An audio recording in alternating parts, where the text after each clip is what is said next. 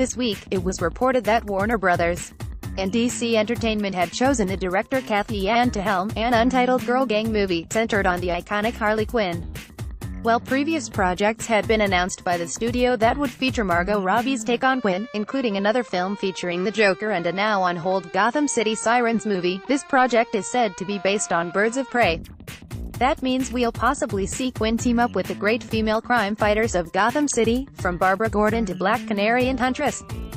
A Batgirl movie is also in the works, and the screenwriter of that film, Christina Hodson, has written the script for this new project. Robbie, who landed an Oscar nomination this year for playing Tonya Harding, is said to have insisted on a female filmmaker for the project. Still, the choice of Han is a hugely unexpected one. She's directed one film before, Sundance favorite Dead Pigs, and previously worked as a reporter for The Wall Street Journal.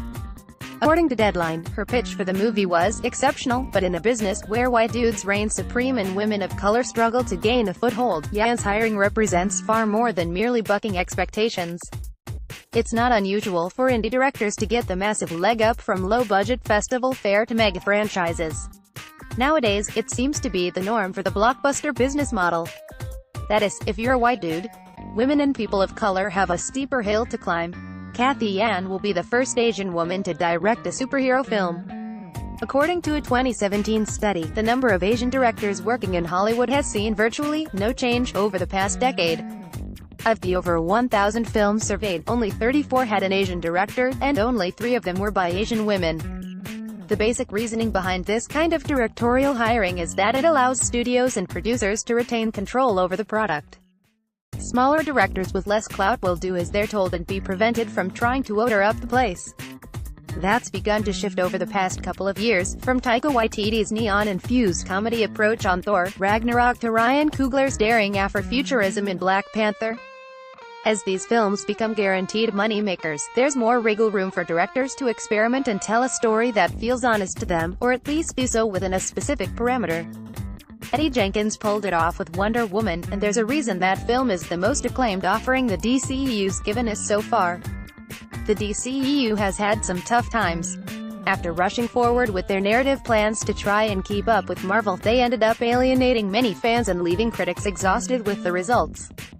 Directors have come and gone, the chaos surrounding Justice League continues as fans clamor for the true cut of the movie, and box office receipts are not what they were supposed to be. It's clear that the franchise needs to make some drastic changes, and bringing in fresh voices may be the key to solving some of their most glaring problems. The DCEU needs new voices and a willingness to diverge from their original plans for the franchise. The grim-dark pseudo-realism of the past several films, most notably Batman v Superman: Dawn of Justice, just isn't paying off. It's too bleak, too nihilistic, and visually unappealing. Attempts to rectify that problem with Justice League mostly left audiences bored. They can't stick to the Zack Snyder aesthetic and tonal model anymore. Yan's debut film, Dead Pigs, about a mysterious stream of porcine carcasses that begin to flow down the river towards Shanghai, won the World Cinema Dramatic Award for Ensemble Acting at Sundance in January.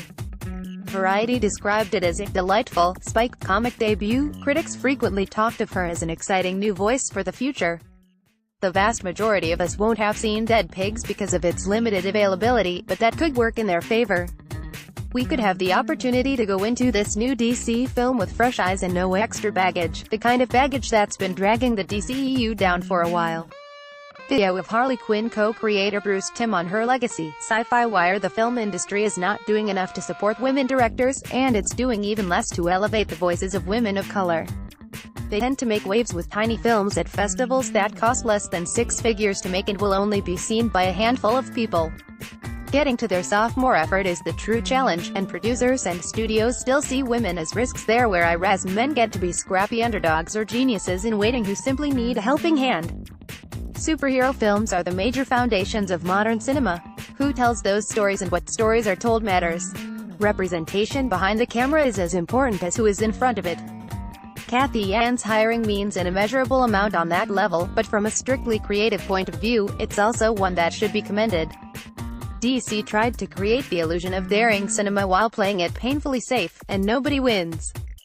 that seems to be changing with their upcoming slate. Shazam could bring some much-needed humor to the franchise. Todd Phillips' take on the Joker has potential to combine superhero lore with Scorsese-inflected drama, and James Wan's Aquaman, whatever happens, will look and feel like nothing else in modern blockbuster filmmaking. A vibrant, women-helmed film of Harley Quinn and the Birds of Prey is just what the doctor ordered.